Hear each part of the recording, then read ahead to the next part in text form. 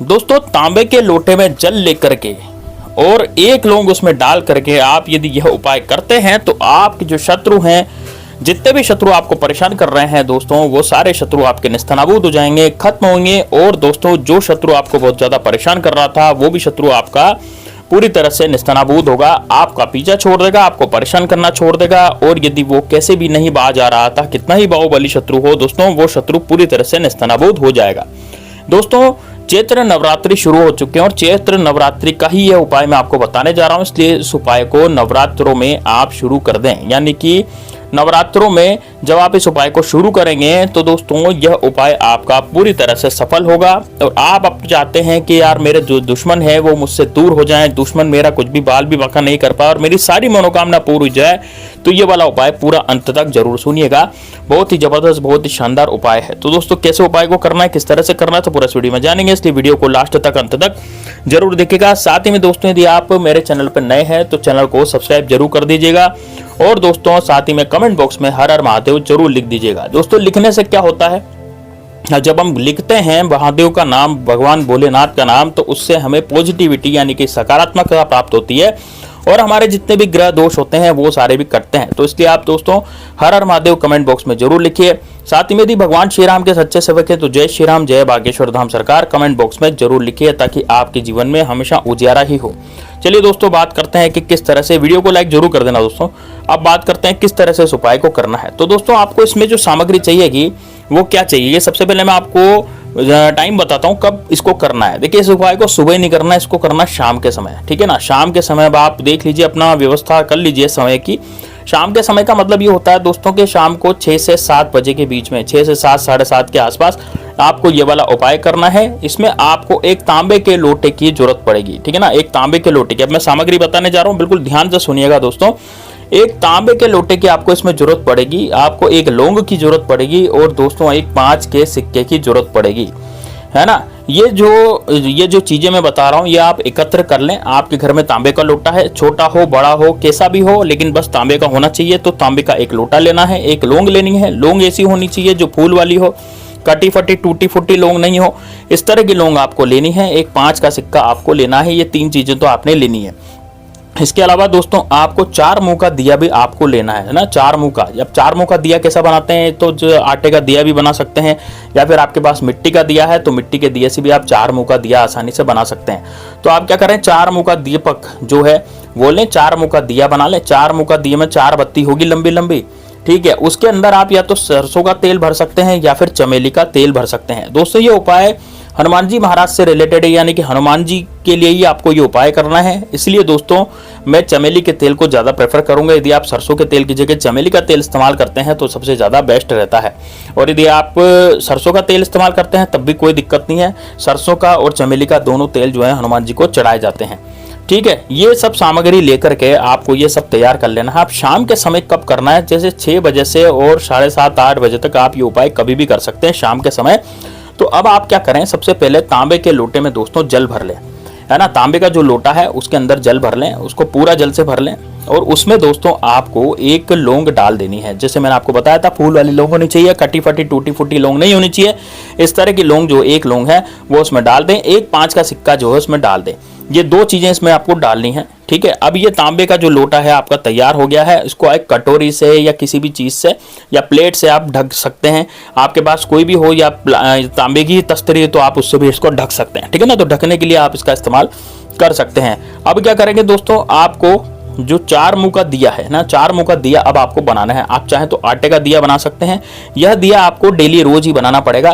तांबे के लोटे का जो इस्तेमाल है वो एक ही दिन करना है। जैसे पहले दिन, जैसे आप मान लीजिए आज इस उपाय को करते हैं नवरात्रों में, तो आज ही तांबे का लोटा भरें और तांबे का लोटा भर करके आपको रखना है, एक लौंग और 5 का सिक्का डाल करके। अब तांबे के लोटे रखने का जो तरीका है वो क्या है दोस्तों, जो हनुमान जी की जो प्रतिमा आपके घर में है या फिर हनुमान जी की तस्वीर है, कोई फोटो होगा, है ना, जो भी आपके हनुमान जी का वहां पर लगा हुआ, अपने घर में लगा हुआ है, तो वहां पर उसके सामने ही आपको थोड़े से गेहूं के दाने, दोस्तों जो अनाज होता है ना, तो गेहूं, थोड़े से गेहूं के दाने वहां पर रखने हैं और उसके ऊपर ये लोटे को स्थापित करना है। यानी तांबे के लोटे को आपको कहाँ पे स्थापित करना है, उसके ऊपर, यानी कि जो गेहूं के दाने हैं उसके ऊपर आपको तांबे के लोटे को स्थापित करना है, ठीक है ना। तांबे के लोटे को उस पर डाल देंगे। मतलब रख देंगे जल भर के, और उसके अंदर लौंग और 5 का सिक्का रख करके अब इसको ढक दें। अब आपको क्या करना है, आटे का एक दिया तैयार करना है। या तो आपके पास वो मिट्टी का जो दिया होता है ना, जो दिवाली पे हम जलाते हैं, या तो वैसा हो, या फिर आटे का दिया आप तैयार कर लें, उसमें चमेली का तेल डाल लें और दोस्तों वो दिया जो है वो प्रज्वलित कर लें। अब दोस्तों प्रज्वलित करने के बाद आपको क्या करना है, आपको यह मंत्र जो मैं आपको बताने जा रहा हूँ वो आपको बोलना है 21 बार। वहीं पर आपको आसन बिछा के बैठ जाना है और 21 बार इस मंत्र का जाप करना है। मंत्र है दोस्तों ओम अंजनी सुताय नमः।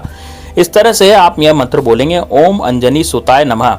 यह मंत्र दोस्तों हनुमान जी का मंत्र है, और दोस्तों अंजनी माता जो है हनुमान जी की माता है, तो यह एक मंत्र है जो कि हनुमान जी को बड़ा ही प्रिय है। तो आपको ओम अंजनी सुताय नमः का 21 बार जाप करना है। लेकिन इस 21 बार जाप करने से पहले आपको ओम श्री गणेशाय नमः का 5 बार नाम लेना है, क्योंकि दोस्तों यदि गणेश जी की आराधना नहीं करेंगे तो हनुमान जी की आराधना आपको नहीं लगेगी। तो पहले आपको ओम श्री गणेशाय नमः 5 बार बोलें, उसके बाद ओम अंजनी सुताय नमः आपको 21 बार बोलना है। अब इस मंत्र का 21 बार जाप करने के बाद, जैसे आप 21 बार जाप कर लेंगे तो उसके बाद दोस्तों आपको गुड़ चने का भोग जो है हनुमान जी को लगा देना है। क्या करना है, गुड़ चने का भोग हनुमान जी को लगा देना है। अब ये जो एक नवरात्रा हो गया, अब दूसरे नवरात्रे पर आपको ये लोटा और उसके अंदर जिसके अंदर आपने जो तांबे का लोटा आपने रख रखा था उसको हाथ नहीं लगाना, उसको वैसा का वैसा रखना है। केवल मात्र वो जो 4 बत्ती का दिया आप डेली लगा रहे थे उसको ही डेली आपको लगाना है, और आपको 21 बार ओम अंजनी सुताय नमः का डेली आपको जाप करना है 21 बार, ठीक है ना। और वही शाम के समय आपको इसको करना है, और रोज गुड़ चने का भोग लगा देना है। भोग लगा करके सब में बांट दें, आप खुद ले लें गुड़ चने का भोग। अब क्या करें दोस्तों, देखिए अब आपको जब ये नवरात्रे हो जाएंगे, जैसे कि मान लीजिए अष्टमी या फिर नवमी, जो अष्टमी तिथि या फिर नवमी तिथि दोनों में से आप चुन लीजिए कौन सा दिन आपको लेना। वैसे तो नवमी तिथि को ही आपको ये करना चाहिए। तो जो नवरात्रि की जो तिथियां होती है, जैसे एकम, द्वितीया, तृतीया, चतुर्थ, पंचमी, षष्ठी, सप्तमी, अष्टमी, नवमी, इस तरह से होती है। तो आपको क्या करना है, नवमी के दिन आपको करना है सुबह, नवमी के दिन जब आप वापस से सुबह ये नवमी के दिन आपको ये सुबह ही करना है, ठीक है ना। तो सुबह आप क्या करें, वही दिया लगाएं, ओम अंजनी सुताय नमः का 21 बार जाप करें सुबह, और बस उसके बाद आपको ये लोटा जो है वहां से उठा लेना है। लोटा उठा करके पूरे घर में इसका छिड़काव कर देना है, ठीक है ना। लोटा उठा करके पूरे घर में इसका छिड़काव कर देना नवमी के दिन, और तुलसी को छोड़ करके किसी भी पौधे में इस लोटे का जल डाल सकते हैं। उसके बाद इसमें जो आपने लौंग डाली थी और जो 5 का सिक्का डाला था उसे निकाल लें। उसे निकाल करके एक लाल कपड़े में दोस्तों आपको बांधना है, ठीक है। इस सिक्के और लौंग को आपको लाल कपड़े में बांधना है, और लाल कपड़े में बांध करके ये अपने पास आपको रख देना है। पानी को कहाँ डालना है, तुलसी जी को छोड़ करके किसी और दूसरे पौधे में, जैसे पीपल का वृक्ष हो गया, बड़ का वृक्ष हो गया, आपके घर में और कोई पौधा लग रहा हो, जैसे केल का पौधा सभी के घरों में रहता है, 12 रहती है, इस तरह से आप वहां पर उसमें सदाबहार का पौधा रहता है तो उसमें इस पानी को डाल सकते हैं। लेकिन तुलसी के पौधे में इस पानी को नहीं डालना, बस आपको ये करना है। अब दोस्तों आपको क्या करना है, देखिए जो 5 का सिक्का और जो लौंग है, लौंग आपको थोड़ा सुखा ले, सुखाने के बाद इसको एक लाल कपड़े में बांधे और अपने पास रखें, है ना। दोस्तों आपके जो दुश्मन है, जब तक ये 5 का सिक्का और लौंग आपके पास रहेगी तब तक आपके जो दुश्मन है वो दुश्मन आपके पूरी तरह से खत्म हो जाएंगे। कोई दुश्मन आपके ऊपर कुछ भी किया कराया नहीं कर पाएगा। मान लीजिए कोई ऐसा शत्रु है जो आप पर तंत्र विद्या करवा रहा है, तो वो तंत्र विद्या का नाश भी इससे होगा। कोई भी दुश्मन आप पर तंत्र विद्या भी नहीं करवा पाएगा, चाहे वो कितना ही चाले, उसके चाहने से कुछ नहीं होगा, तंत्र विद्या पे कोई असर नहीं पड़ेगा। तो दोस्तों ये बड़ा जबरदस्त, बड़ा शानदार उपाय है, इसको जरूर कीजिएगा। एक बार आपने इसको कर लिया तो दोस्तों यकीन मानिए आपके जीवन से शत्रु नाम की बीमारी हमेशा हमेशा के लिए खत्म हो जाएगी। कमेंट बॉक्स में हर हर महादेव जरूर लिख दीजिए, जय श्री राम जरूर लिखेगा दोस्तों, ताकि आपके जीवन में भगवान श्री राम उन्नति आपको दे। इसलिए दोस्तों आपको इस वीडियो को लाइक भी करना है, ज्यादा से ज्यादा शेयर भी करना है, सभी के साथ इसको शेयर करना है। तो चलिए दोस्तों मिलते हैं नेक्स्ट वीडियो में, तब तक के लिए जय श्री राम, जय बागेश्वर धाम सरकार, हर हर महादेव।